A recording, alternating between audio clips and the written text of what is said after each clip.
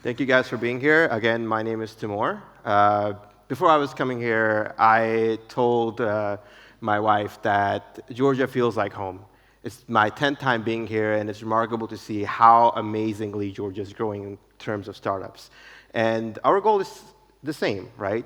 We want to create the amazing ecosystem where everyone's thriving, everyone's working together, including corporates, the governments, and startups. So a little bit background about me. My name's Timur. I worked with over now 1,200 startups. So what happens when you work with over 1,200 startups? You start to build pattern recognition. You realize what's working, what's not working across multiple different regions. And using this pattern recognition, I wanted to get some skin in the game. I realized I want to start investing in startups. And before I go out and start raising a fund, I need to put my money where my mouth is and even see if my theories are right. So I started investing in companies. Started investing in 20, and so far I have 3 unicorns under the belt. And using this knowledge, I started to create 2080 Ventures, which has become now one of the fastest growing VC accelerators. So when we're looking at the numbers, right, so far within the year we did about 12 accelerator programs. In our network, we have 5,300 operators and experts. Within our curriculum, we have now more than 100 content that we can teach startups, institutions, and governments, and so forth. We even have corporate partners that are more than 11, and including some investments, which are 3. So again, here are some numbers. Within the year, we are ranked one of the top accelerators coming out of Korea and San Francisco.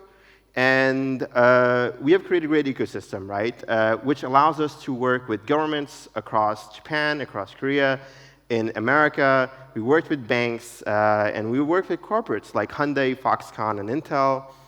We also started partnering up with universities to create amazing educational programs. And then we have now entered into multiple markets, including Georgia, MENA, Qatar, Kazakhstan. So our plan is to go into emerging markets and start investing in emerging technologies. Here's a quick look into their portfolio for 2080 Ventures. And here's some of our network. All right? So when we are working with startups and when we're working with corporates, we allow easy access towards any of these strategic partners, whether it's capital, whether it's accelerators, whether it's ecosystem builders, and so forth. And here's something that 2080 does remarkably well. We work with corporates to start creating entrepreneurship programs, market analysis, VC as a service, and so forth. So what we realize is that most people that are teaching about innovation are not innovating themselves, right? And we have to think really hard as a venture capitalist is what does innovation look like within our own company? And we realize is that how do we create products that allow us to find amazing startups even before they start looking for venture capital? How do we start tracking companies from the day one they come in? So we are trusting, but we're verifying within the data that we have. And using that data and knowledge, we can see where the drop-offs are happening. And then we can immediately plug in experts that have done it before. For example, ex-Careem members that have launched Careem in MENA and that can overcome these challenges, right? So there's tons of stuff that can happen. And then within the 2080 goal is how do we create a venture capital company that is actually a quant-based venture capital company? So so now that we have to focus on is how do we take companies and build them to last over 100+ years through innovation, right? And I'm not sure a lot of you guys know that more than, like, Fortune 500 companies have an average lifespan of 18 years, right? And that's remarkably long. Think about it. Like, we all remember our 20s. Some of you guys are in 20s, but I'm sure most of you are over 18. That's how long corporate companies last. And the number one reason why they don't last that long is because they don't innovate, they don't think about technology, and 2, they don't think about distribution, right? It's one thing to think about distribution, it's another thing to think about technology. Both needs to be disrupted, right? So these, and I think within these years, it's even shorter because Now ChatGPT is out in the market. Some of these companies are going to have even limited time span. And then top firms are already integrating AI into their solutions, which not a lot of companies have think about, right? So most companies even don't know how do we take our existing products and start integrating AI solutions into it. And we can do that easily within the data that we have, within multiple products that we create internally. So the question becomes, how do we start looking at and creating existing, so the question becomes, how do we take existing product and then revamp them and beef them up with AI? So there's multiple things that you can do. As I mentioned, if you have large amounts of data, you can start plugging that in with the help of ChatGPT, and you can create multiple analysis. You can create sales automation. You can create a bunch of classification that wasn't there before. So let's talk about how this corporate innovation works, right? It all starts with idea generation. You take ideas within a company that's already there. You review the ideas, and you start shaping these ideas. And you start thinking about how do we distribute the ideas within the current markets. And then you think about tracking trends in startups. You try to figure out what are the needs for the corporates, and how do we generate ideas and from the R&D lab. So one of the really interesting things, I don't know if you guys know, a really amazing restaurant called El Bulli, which used to be the #1 restaurant in the world. It was in Spain. And if you guys have seen the Netflix show called Chef's Table, they always picture ex-restaurant chefs that were from El Bulli. And if you guys don't realize is that most innovative chefs came from that restaurant. And the reason it is that El Bulli used to experiment a lot. They had an idea lab internally. They had a lot of R&D stuff going on.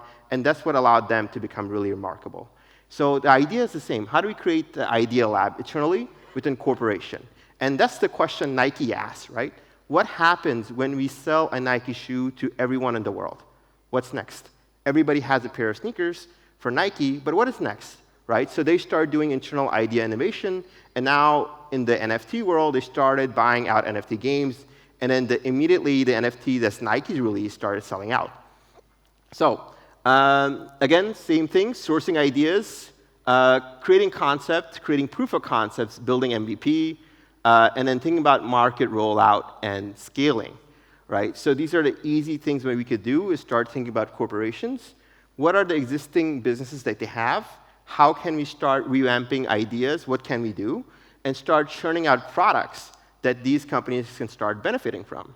And then this is where 2080 comes in, right? We start integrating the resources that we have from business strategy, experts, from industrial experts, corporate partners, design teams, software development, how do we build proper B2B sales teams, how do we build marketing, how do we build back office, and then how do we start integrating funding to the partners that we already have.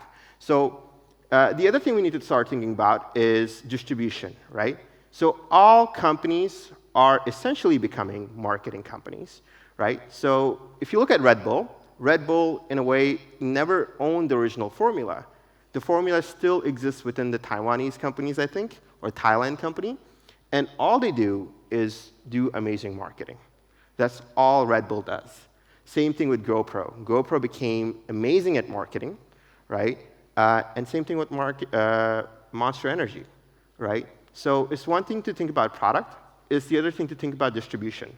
And distribution needs to be disrupted. And you can see this changing a lot now within the way companies are handling TikTok. A lot of the TikTokers are now also creating VC companies, right? So it starts emerging. VCs are becoming marketers, and marketers are becoming VCs, right? So it's the product and the marketing side. They both need to be disrupted. So did you know that some of the biggest companies were also created with education, right? And my belief is that if you start over-educating people, you will start winning, right? So let's think about Lululemon.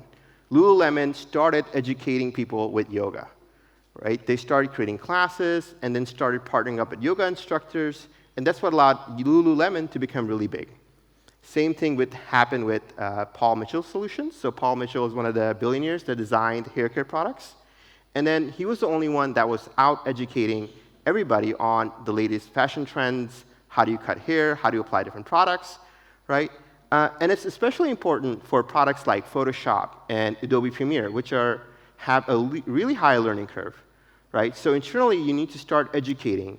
And if you don't know what to do, start educating and telling people what to do, right? Think about how. How can you do this? How can you do that? And that you will immediately start seeing results. The other thing that we always talk about is start collecting data. What's happening within these big companies is data is all spread across. It's in multiple silos. So most of the time, data is super fragmented, right? We need to think about data-driven companies, right? We always think about how do we do data, but most people never do. We talk about data, but we never do. And start with something simple. Start with collecting emails, collecting phone numbers, and with that basic information, you can start selling products, right? So the reason why Kim Kardashian, The Rock, Ryan Reynolds create these billion-dollar companies is because they have multiple users. All they have to do is create one product, launch it on Instagram. Even if it's shit wrapped in tinfoil, people will buy it, right? Because they have so much following, and you just take 100 million users, you'll have some conversion at the end of the day, right? So this is what data fragmentation looks like within companies, right? And this is how we bring it together, starting with data warehouses. We create data warehouses, store all the data. We create BI tools with digital marketing integrated, push notification, customer engagement, seeing how users are using your product is super helpful. So what happens is that you can start cross-selling products across multiple different sectors, and you see buying patterns, right? So what are buying patterns? For example, if I like Lululemon, more than likely I am a buyer of Nike. I also have an iPhone, right? If I own a Tesla, I'm more likely an iPhone user. So these are buying patterns that can easily be achieved. And then you can also start running retargeted ads, right? So if you're thinking about funnels, like if a user came in the middle of the funnel, if you're a gaming company and they dropped off and didn't sign up, maybe you can run retargeted ads where people are playing that game. And they can see the game being played, and they can come back and start using the product. And then run triggered-based notifications. So imagine like if it's hot one day, and one of the water companies starts to advertise.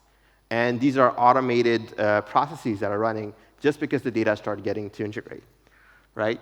The other thing that's really remarkable is how do we start moving verticals, right? So if you think about like companies in Georgia, right? We have the oil and gas, we have energy, we have hospitality, right? And we started looking at brands, right? So like let's say you start with F&B brands. You probably have a logistics side, right?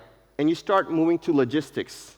And then once you have the logistics side, you maybe create a platform for logistics, and then everybody within the whole Georgia ecosystem starts using it.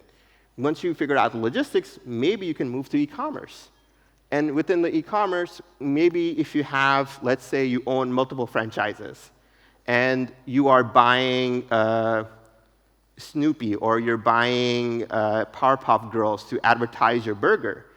And maybe you can start moving that into digital marketing, and you start owning the IP. And you start owning IP that's only for Georgia or the CIS region. And you can immediately shift between one sector to another very easily and have cross-platform and vertical shift.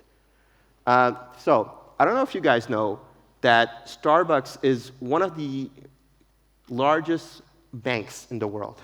It's one of the largest banks in the world because they created a platform that is rewards-based.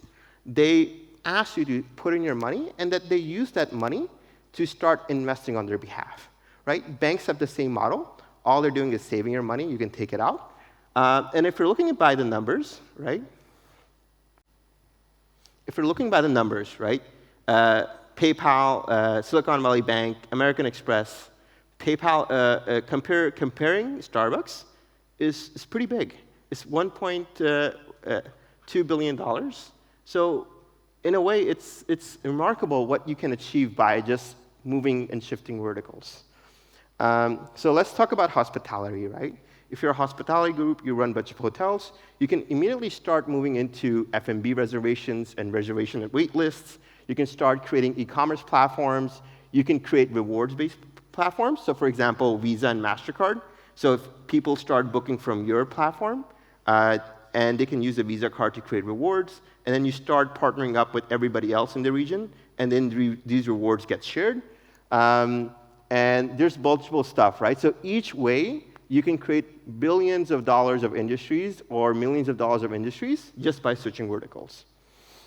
Some of the richest people in the world own multiple companies in different verticals, right? So if you really want to become rich, super rich, start owning shit, right? And start owning stuff in different verticals. So these are some of the biggest titans in India, right? So if you're thinking about like food and beverages, right, they own Starbucks, they own tea, they own Tetley, right, just in the food and beverage sector. If you think about travel, they own airlines. If you're thinking about infrastructure, housing, power. If you look at Reliance, they are also owning multiple sectors when it comes to petroleum, e-commerce, polymers, payments. And what we realize is that acquiring companies is super hard. It's really hard, right? 90% of M&A acquisitions that happen are less than, are about like $30 million or a little bit less. And then post-M&A is super hard, right? It's super hard because cultures do not collide. They don't fit in. And then companies don't know what to do with the product once they acquire it. Sometimes they're acquiring it to kill the business and kill the opportunities, right? So what if I told you there's an easy way to do it? And the easiest way to acquire these companies is to figure out what business units do you have and what are their needs, right? Then you run an accelerator program. And you start your marketing efforts, and you start recruiting these companies within your program, and you run pilot programs. And then you see how much value they're adding into your own company. And then you see, are they matching with your culture? And then at the end of the day, in a 3 to 6 month time frame, you know what's happening. So you double down on the ones that are really high potential, and then you facilitate the growth for those companies. And that's one of the easiest ways you can start building up and acquiring companies. So that's it. Thank you so much for being here. Hope you guys liked the presentation. Okay.